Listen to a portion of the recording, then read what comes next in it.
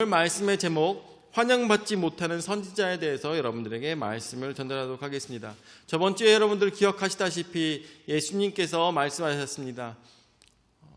이 이사야서의 말씀을 통하여서 이 회당에 모여있는 사람들에게 은혜의 해를 전파하셨습니다. 그리고 그것을 이야기하셨을 때 바로 20절의 말씀에 나오는 것처럼 책을 덮어 그 맡은 자에게 주시고 앉으시니 회당에 있는 자들이 다 주목하여 보더라 라고 했습니다.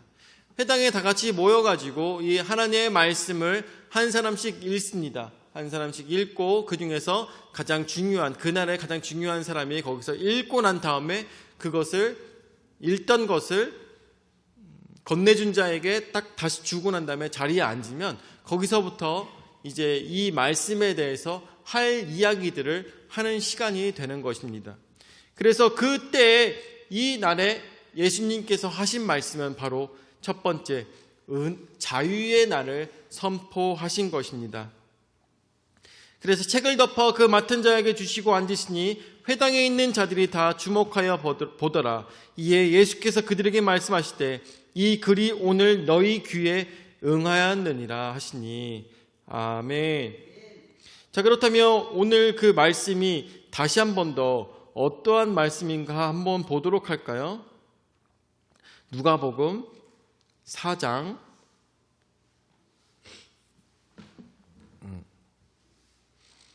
18절서부터 19절 말씀이죠.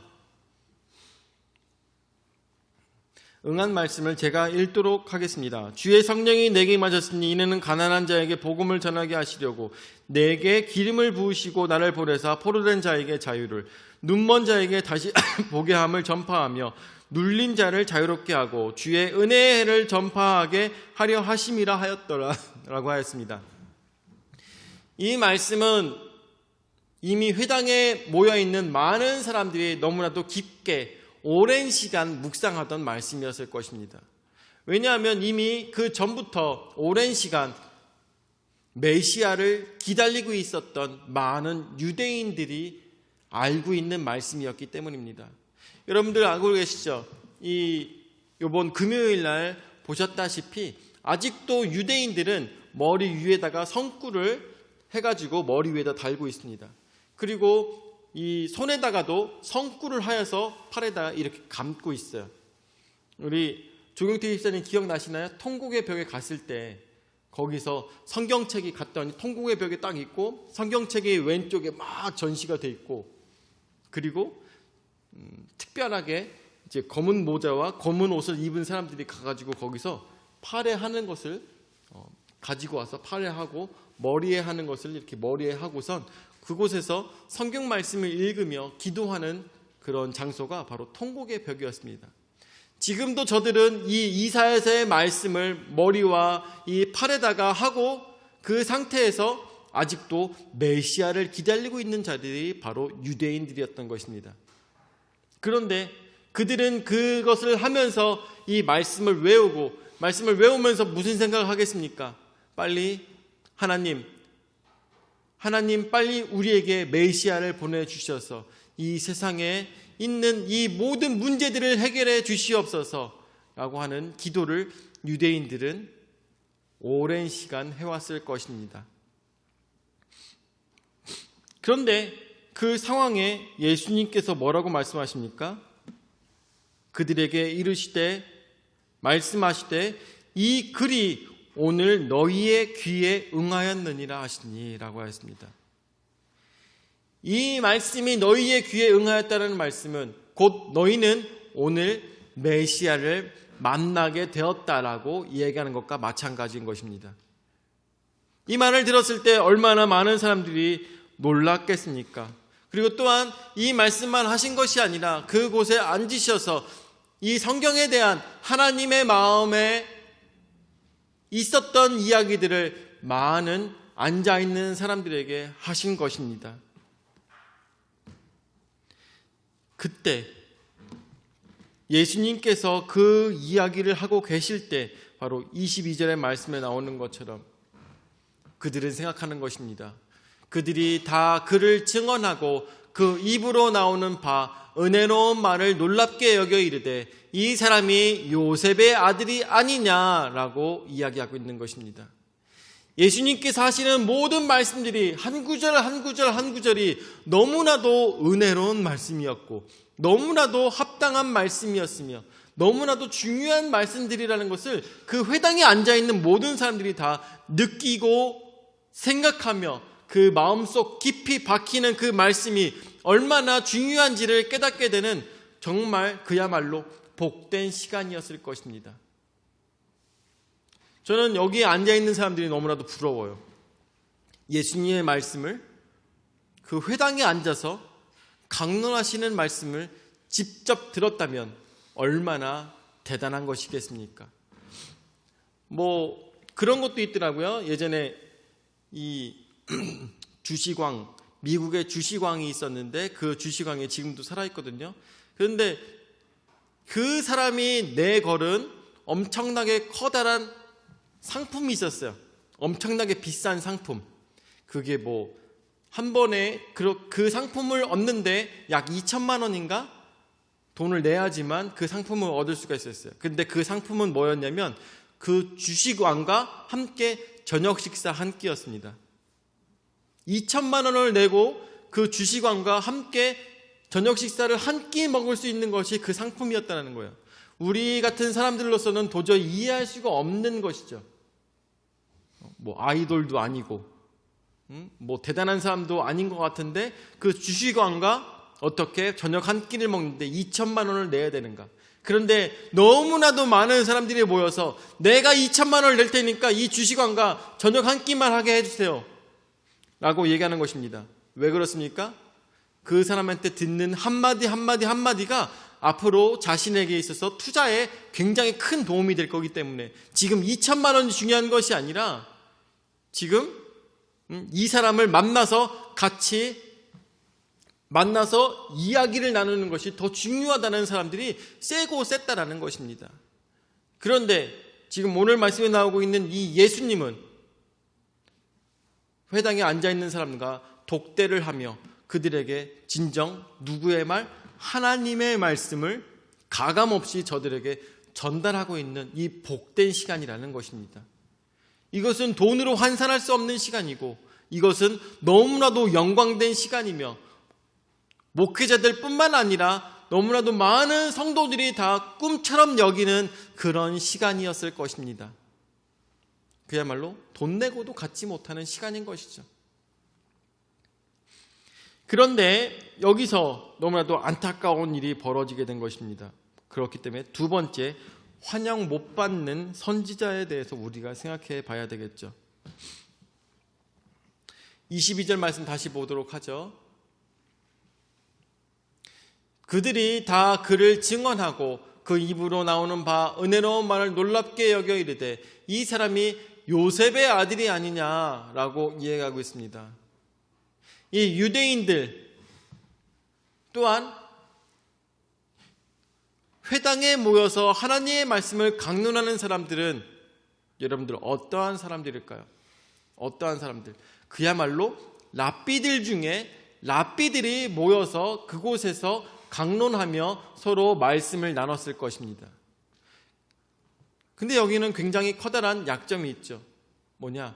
자기 자신들에 대해서 가장 뛰어나며 가장 존경받아 마땅하며 가장 깨끗한 자라고 자신들을 믿고 있는 자들이 모여서 예수 그리스도 앞에서 그 깨끗함을 자랑하고 있다는 것이죠. 그 속에서 한다는 얘기가 뭐라고 하냐? 이 은혜로운 말들을 하고 있는데 이렇게 지혜가 깊은 말들을 하고 있는데 이 사람은 지금 요셉의 아들이 아니냐라는 것입니다. 요셉의 아들 누굽니까? 요셉 사생아를 어디서 데려와서 길렀던 그 바보 같은 남자. 자기의 아들도 아님에도 불구하고 그 아들을 데려와서 키웠던 남자. 다른 곳에서 아기를 가지고 온 여자를 받아준 그야말로 배알도 없는 남자라고 요셉의 아들이 아니냐라는 말 한마디에 너무나도 많은 뜻이 담겨져 있는 것을 우리가 볼 수가 있습니다. 랍비들에게 있어서는 요셉 같은 사람은 너무나도 죄인 중에 괴수고, 마리아는 더 말할 것도 없는 창녀 중에 창녀가 바로 마리아일 것입니다. 그들에게 있어서는 얼마나 더럽고 보잘것없는 가문일까요? 얼마나 그 말 한마디가 듣기조차가 싫은, 귀를 씻고 싶은 만큼 얼마나 더럽게 들리는 말들로 또 제가 왔구만, 제가 와서 무슨 말을 할까라는 생각을 했었을 것입니다. 왜냐하면 아까도 말씀드렸다시피 자신들의 의의로 똘똘 뭉쳐 있었기 때문인 것이죠.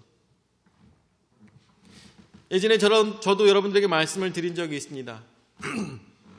목회자가 가장 말씀을 전달하기 어려운 자리가 어디라고 했습니까? 목회자들 앞이라고 했죠. 왜 그럴까요? 왜 그럴까? 너무나도 안타깝게도 목회자는 사람들이 하나님의 종이라는 것 때문에 싫은 소리를 잘 안 들어요. 그러다 보니까 자기 의의가 생각보다 많이 있다는 것이죠. 뿐만 아니라 어떤 교회에서는, 제 친구도 그런 얘기를 한 적이 있었어요. 친구가 저한테, 야, 너 이렇게 해가지고 공사를 니네 교회에서 하고 싶은데 이렇게 하고 한번 해봐, 이런 식으로 얘기하더라고요. 그래갖고, 야, 근데 이렇게 진행하려면 나 우리 교회에서 같이 얘기해가지고 허락을 받아야 돼, 이렇게 얘기를 한 적이 있어요.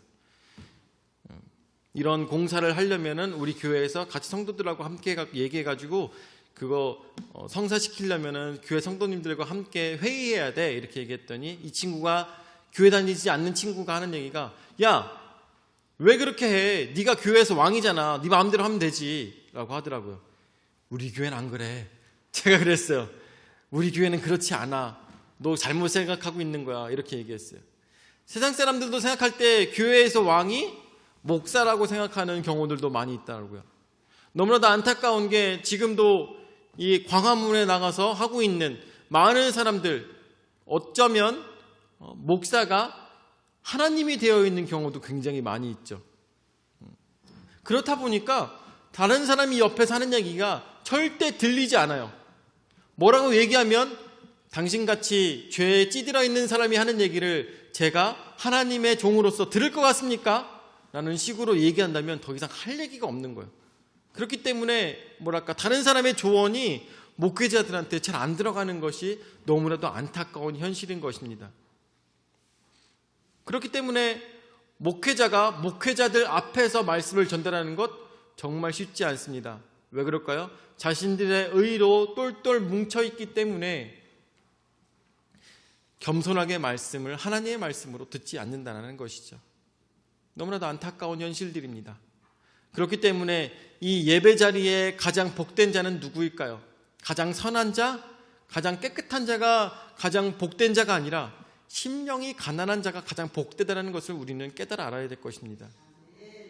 오늘 아마 여기에 있는 많은 회당에 모여있는 자들 중에서 가장 복된 자는 누구였을까?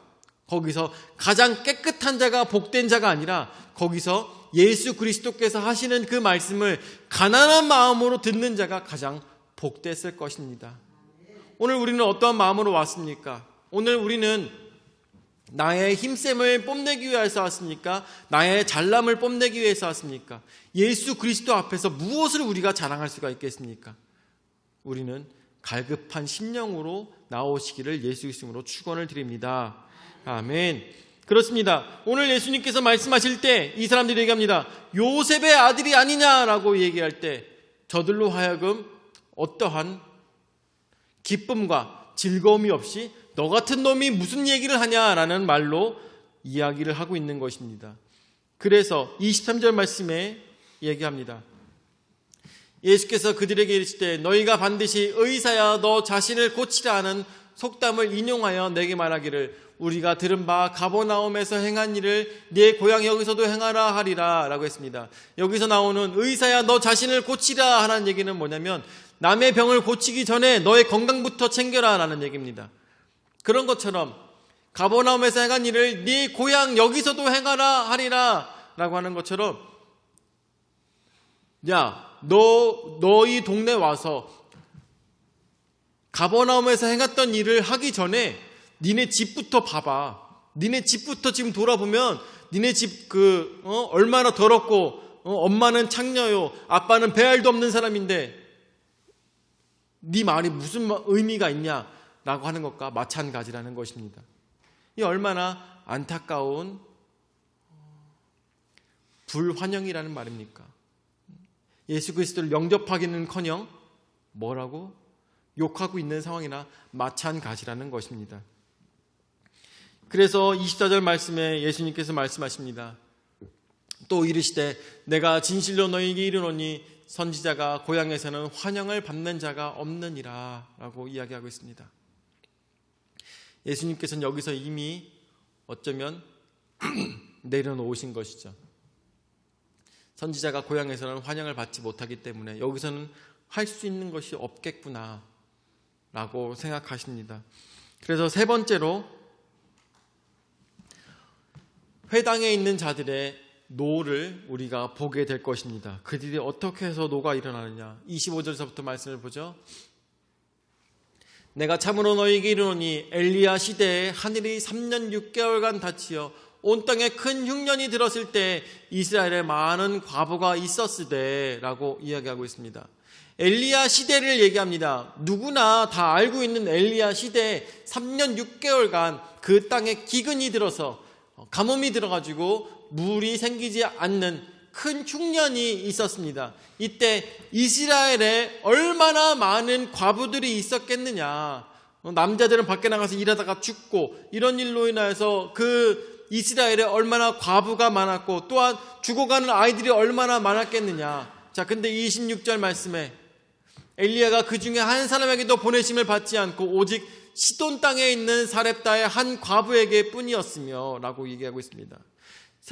사렙다 한 과부에게 엘리야가 어쩌다 보니 들리게 되었을 때 그곳에서 그 과부가 어떻게 하였습니까? 이제 이것을 먹고 우리 아들과 함께 죽겠다고 하는 그 기름을 가지고 마지막 기름을 짜내서 그것을 가지고 엘리야를 성대하게 대접하였습니다. 성대한 것도 아니고 떡 한 조각 정도 해가지고 간신히 해가지고 아들과 함께 먹고 이거 먹고 죽겠다고 하고 있는 것을 이제 자살이 아니라 이제 더 이상 먹을 것이 없기 때문에 이대로 죽겠구나라고 하고 있는 그 상황에 그것을 가지고 엘리야에게 쪄서 줬던 것입니다. 그랬을 때 어떻게 됐습니까? 엘리야가 그것을 먹고 이 과부에게 얘기하죠. 네 집에 있는 모든 그릇들을 가지고 나와라 라고 했을 때 과부가 그 모든 그릇들을 가지고 나옵니다. 그리고 거기에다가 올리브 기름을 따르기 시작하였을 때 그 모든 가지고 나온 기름이 가득 찰 때까지 거기서 기름이 떨어지지 않았다고 성경 말씀에 나오고 있는 것입니다. 엘리야가 이런 능력이 있었음에도 불구하고 누구에게 갔냐? 이스라엘에 있는 과부들에게 간 것이 아니라 저 이방의 땅 사렙다 한 과부에게만 가서 그런 능력을 펼쳤지 않느냐. 이 17절 말씀에 또 선지자 엘리사 때에 이스라엘에 많은 나병 환자가 있었을 때 그 중에 한 사람도 깨끗함을 얻지 못하고 오직 수리야 사람 나아만 뿐이었느니라. 나아만이 어떻게 했습니까? 나아만이 자신에게 들리는 그 소문을 듣고 엘리사에게 쫓아갔습니다. 엘리사에게 저 사람을 만나면 내가 나을 수 있겠거니라는 마음을 가지고 엘리사에게 쫓아갔을 때 그 사환이 나와가지고 이 나일강이 아니라 요단강에 가서 7번 목욕하세요 라는 그 만말 듣고선 그 말에 이러나 저러나 순종하였기 때문에 자신의 병을 고쳤던 것을 우리가 보게 됩니다. 그런데 이 수리야 사람 나아만도 이스라엘에 아무리 많은 나병 환자가 있었어도 고침받은 사람은 오직 수리야 사람 나아만 뿐이었다는 얘기를 하는 것이죠. 이방 사람이 오히려 나음을 입었다. 자, 28절 말씀에 회당에 있는 자들이 이것을 듣고 다 크게 화가 나서 라고 이야기하고 있습니다. 이 말을 들었을 때 저들은 찔림이 있었다라는 것입니다. 여러분들 생각해 보십시오. 엘리야 시대에 사렙다 과부만 거기서 은혜를 입을 수 있었던 이유는 무엇일까요? 그 이유, 저는 생각했을 때 진정 하나님을 사모하는 마음을 가지고 그 종을 대접했던 것에서 하나님께서 불쌍히 여기시고 저로 하여금 긍휼히 여기셔서 저들을 살리셨다고 봅니다. 이스라엘 민족이라서 살리고 이스라엘 민족이 아닌 이방 민족이었기 때문에 버리신 것이 아니라 믿음으로 하나님을 섬기는 모든 자들을 동일하게 사랑하시는 하나님의 모습이 엿보이는 것입니다. 자, 엘리사 시대에 나아만 장군이 몸이 깨끗해질 수 있었던 이유는 무엇이겠습니까? 목욕한다고 그 나병이 낫겠습니까? 그렇다고 해서 여러분들 요단강물 요번 금요일 날 보셨죠? 요단강물 흙탕물입니다. 흙탕물. 그거 나오잖아요. 예수님 침례터에 대해서 나오잖아요. 거기 나왔던 그 노란 물, 노랗다 못해 황토보다 더 심하게 노란 그 물이 요단강물입니다. 근데 거기 가서 7번 목욕하라고 한 장군이 어떤 장군이에요? 우리나라로 따지면 별 3개에서 4개인 사람이 얘기합니다. 아니, 우리나라에 강물이 없어서 거기까지 가갖고 목욕을 하냐? 라는 얘기까지 합니다.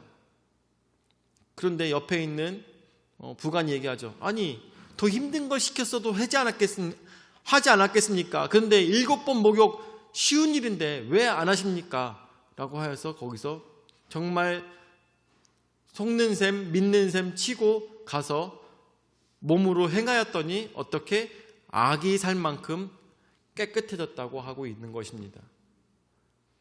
믿든 안 믿든 몸으로 실천하였더니 저가 하나님의 은혜를 받았던 것입니다. 이스라엘의 사람이 그 은혜를 입은 것이 아니라 하나님을 믿었던 이방인이 그 은혜를 입었다라는 것입니다. 오늘 성경 말씀에 나오고 있는 이 회당에 있는 사람들이 왜 화가 났습니까? 이스라엘 민족, 유대 민족이 가장 뛰어난 민족인데 왜 너는 이방 사람이 은혜를 입었던 일을 이야기하며 우리로 하여금 자신을 믿지 않는 것에 대해서 이야기를 하고 있냐라는 그런 뜻으로 저들은 받아들이게 된 것입니다. 그래서 크게 화가 나서 어떻게 합니까? 29절 말씀에 일어나 동네 밖으로 쫓아내어 그 동네가 건설된 산 낭떠러지까지 끌고 가서 밀쳐 떨어뜨리고자 하되 30절 말씀에 예수께서 그들 가운데로 지나서 가시니라 라고 했습니다. 저들은 예수님을 죽이려고 했습니다. 저들은 자신들의 하는 이야기가 사실은 신성모독도 아니에요. 하나님을 욕되게 한 이야기도 아니야. 그냥 맞는 이야기를 다 한 것뿐이에요. 그 상황에 맞는 이야기를 한 것뿐인데 어떻게 아까도 말씀드렸다시피 랍비들 중에 랍비이며 또한 가장 선하다고 가장 지혜롭다고 하는 사람들이 모여있는 회당에 있는 그 사람들이 맞는 이야기를 한다고 해서 사람을 죽이고자 하는 그러한 모습이 있었다라는 것입니다. 그런데 예수님께서는 그곳에서 죽임을 당하지 아니하시고 그곳에서 당당하게 그들 가운데로 지나서 가셨다라는 것입니다. 우리 오늘 말씀을 통하여서 생각해 봐야 될 것은 무엇일까요? 저는 여러 가지를 들 수 있겠지만 사실은 이것을 이야기하고 싶습니다. 여러분들 여러 번 얘기했지만 대한민국 사람이라고 해서 특별한 것은 아닙니다. 대한민국 사람이라서 더 깨끗하고 더 근면성실하고 더 잘하고 있는 것은 아닐 거예요. 다만 하나님께서 사랑하시는 사람은 대한민국 사람이라서 사랑하시는 것이 아니라 그 사람들이 하나님을 더욱더 절실하게 그리고 더 아름답게 더 깨끗하게 섬기고자 노력하는 자들이 하나님의 백성인 것을 우리는 생각해야 될 것입니다. 오늘 성경 말씀에 나오고 있는 이 랍비들, 하나님께 사랑받는 사람들이라고 자부했던 그 랍비들은 하나님께 사랑받는 자들이었을까요? 아니었을까요? 아니었을 것입니다. 자신들은 그렇게 생각하고 있지만 사실은 아니었다라는 것입니다. 우리도 오늘 신앙생활 하시면서 어떤 생각을 하십니까? 나는 하나님께 사랑받을 만한 사람인가를 생각해 봤을 때 우리는 언제나 그것에 있어서 겸손해야 될 것입니다. 그렇지만 그것을 입으로 선포하지 않을 것은 또 아니겠죠. 당신은 구원받았습니까? 아유, 저 같은 게 무슨 구원이에요. 이런 건 아니고 저는 구원받았습니다. 하나님께 사랑받는 자입니다. 라고 말은 하되 입으로 시인하며 의에 이르겠지만 가장 중요한 것은 그곳에서도 하나님께 사랑받는 것을 알면서도 불구하고 그곳에서 언제나 심령이 가난한 자세로 우리가 있어야 된다는 것이죠. 나라가 중요한 것이 아니라 민족이 중요한 것이 아니라 가장 중요한 것은 하나님의 사람으로서 하나님 나라의 사람이냐가 가장 중요한 것입니다. 여러분들에게 예전에도 말씀드렸다시피 이 나라 너무나도 중요합니다. 대한민국 중요하지만 이 대한민국을 가지고 천국에 갈 거 아니잖아요. 진짜 천국에 가지고 가야 될 것은 우리가 하나님을 사랑하는 마음이 천국에서 가장 환영받는 모습일 것을 우리가 기억해야 될 것입니다. 내가 이웃을 얼마나 사랑했는지, 내가 하나님을 얼마나 사랑했는지가 가장 중요할 것입니다. 오늘 우리가 이 자리에 함께 모였을 때 하나님을 사랑하며 또한 이웃을 사랑하며 무엇보다도 언제나 이 심령의 가난한 모습으로 하나님 안에서 올바른 선한 모습으로 서 있는 것이 아니라 가난한 자의 모습으로 하나님을 찾는 자의 모습으로 서셔서 이 땅에서 큰 자가 아니라 하늘에서 큰 자가 되시기를 예수 이름으로 축원을 드립니다. 아멘. 사랑을 역사하시는 주님을 나사를 감사합니다. 오늘도 저에게 귀한 은혜의 말씀 허락하여 주셔서 말씀으로 깨달을 수 있도록 인도하여 주심을 감사를 드립니다.